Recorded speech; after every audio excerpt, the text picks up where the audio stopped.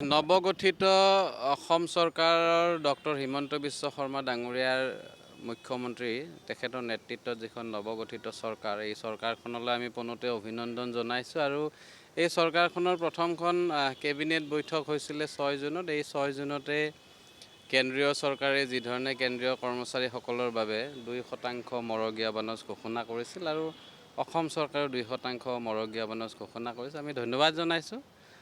কিন্তু ঘটনাটো হ'ল যে এই মৰগীয়া বানাজ বছৰত দুবাৰকৈ কৰ্মচাৰীসকলে পায়। এইটো পে ৰিভিজনত আৰপি অনুসৰি 2017-ৰ আমাৰ জানুৱাৰী জুলাইত হয়। জানুৱাৰীটো আচলতে পাব লাগিছিল জানুৱাৰী মাহত, গৈ জুন মাহত দিলে, ক'বলগীয়া নাই।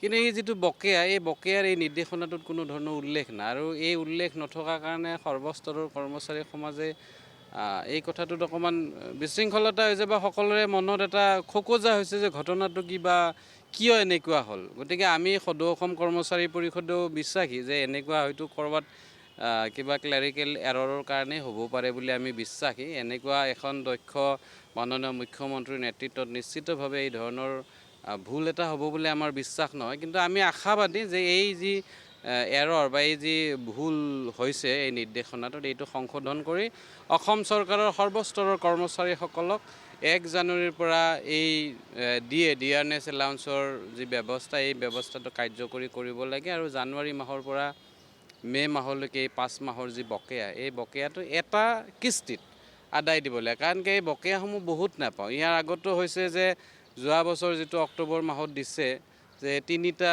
ইনষ্টলমেণ্টত 3টা কিস্তিত এই বকেয়াসমূহ দিছে। গতিকে আমি বিচাৰিছোঁ, ইতিমধ্যে আমি সদৌ অসম কৰ্মচাৰী পৰিষদে অসম চৰকাৰলৈ যোৱাকালি এখন আবেদনো জনাইছোঁ যে এইটো যি আশ্বাস হৈছে, এই আশ্বাসটো দূৰ কৰি এখন নতুন বা সংশোধিত এখন নিৰ্দেশনা প্ৰেৰণ কৰিব লাগে, যাৰ জৰিয়তে কৰ্মচাৰী সমাজ আমি সকলোৱে আশ্বস্ত হ'ব পাৰোঁ। সেইটো আপোনালোকৰ জৰিয়তে, আজি সংবাদ মাধ্যমৰ জৰিয়তেও আমি অনুৰোধ জনাইছোঁ, আহ্বান জনাইছোঁ। আৰু কৰ্মচাৰী বন্ধুসকলকো কৈছোঁ যে পৰহিৰ পৰা ইমান কৰ্মচাৰী বন্ধুৱে ফোন কৰি আছে, এই কথাটো আমাক অকণমান অসুবিধাত দিছে।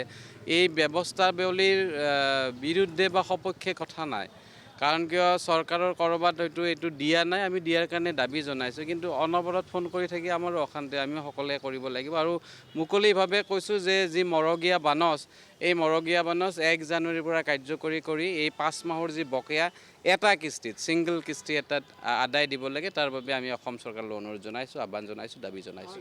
হয়, মই ক্লাৰিকেল এৰৰ বুলি কোৱা নাই, যে ক্লাৰিকেল এৰৰ হ'ব পাৰে। কাৰণ কিয় মাননীয় ডক্টৰ হিমন্ত বিশ্ব শৰ্মা ডাঙৰীয়াৰ যি দক্ষতা, তাত কাৰো সন্দেহ নাই। আৰু তেখেতৰ দক্ষতাৰ ক্ষেত্ৰত যে এই ধৰণৰ কিবা এটা ভুল হ'ব আমি কোনেও ভাবিব নোৱাৰোঁ। হয়তো লিখোঁতে টাইপ কৰোঁতে ক'ৰবাত ভুল হ'ব পাৰে, মই সেই ধৰণে হয়তো নিজক আশ্বস্ত কৰিবলৈ চেষ্টা কৰিছোঁ, বা বিগত সময়ত যিটো হোৱা নাই।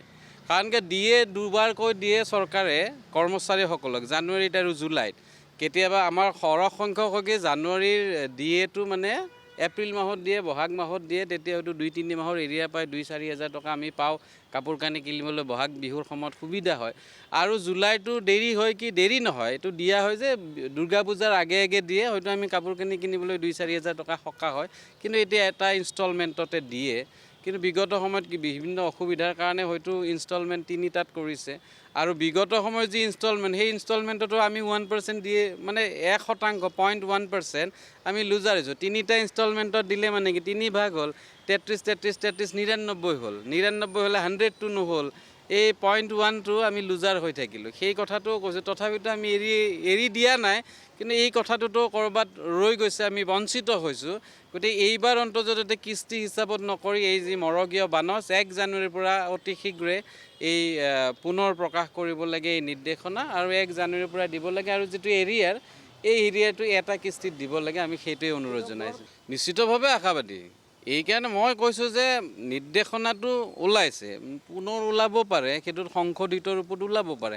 এনেকুৱা বিভিন্ন ধৰণৰ হয়তো যে এইটো নিৰ্দেশনা ওলাই গ'ল, এইখিনি কথা ৰৈ গ'ল, পুনৰ এইটো ওলাব পাৰে। আমি বিশ্বাসী, আশাবাদী। এইকাৰণে যে আজি বছৰ ধৰি চাকৰি কৰি সকলোৱে যে 2টা মৰগীয়া বানচ দিয়ে আমি পাওঁ জানুৱাৰী জুলাইত, কেতিয়াবা হয়তো 2-3 মাহ হ'লে এইটো এৰিয়াৰ হয়, এইটো হৈ আছে। গতিকে এইবাৰ যে এই নতুন চৰকাৰখনে এনেকুৱা কৰিব, নিশ্চিতভাৱে আমাৰ বিশ্বাস নহয়। সেইকাৰণে যে এই চৰকাৰখনৰ ওপৰত আমাৰ পূৰ্ণ আস্থা বিশ্বাস আছে, মাননীয় মুখ্যমন্ত্ৰী মহোদয়ৰ ওচৰত আমাৰ পূৰ্ণ আস্থা বিশ্বাস আছে কাৰণে আমি আশাবাদী।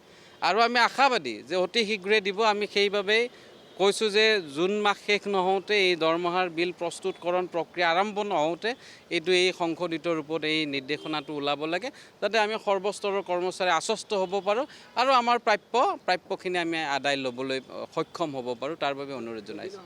যদিতো নহয় সেইটো চিন্তা কৰা যাব, বা যদি নোহোৱাৰ কথাটো নাই, আমি হোৱাতেই পক্ষপাতী বা হোৱাৰ ক্ষেত্ৰতে আশাবাদী।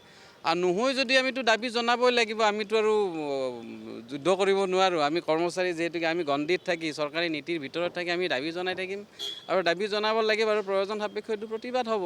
সেইটো সময়ত দেখা যাব। সেইটো আমাৰ এটা বডি আছে, এক্সিকিউটিভ বডি আছে। এক্সিকিউটিভ বডিয়ে যি ধৰণে নিৰ্দেশনা প্ৰেৰণ কৰে, আমিও যিহেতুকে কাৰ্যপাল মানে এক্সিকিউশ্যনহে কৰিব পাৰিম। আমিতো আৰু লিডাৰ নহয়, কৰ্মচাৰী পৰিষদত কোনো লিডাৰ নাই। আমাক 2 বছৰৰ কাৰণে দায়িত্ব দিছে, যি সিদ্ধান্ত দিয়ে এই সিদ্ধান্তখিনি কাৰ্যকৰী কৰাৰ বাবে আমাক বিষয়ববীয়া পাতিছে।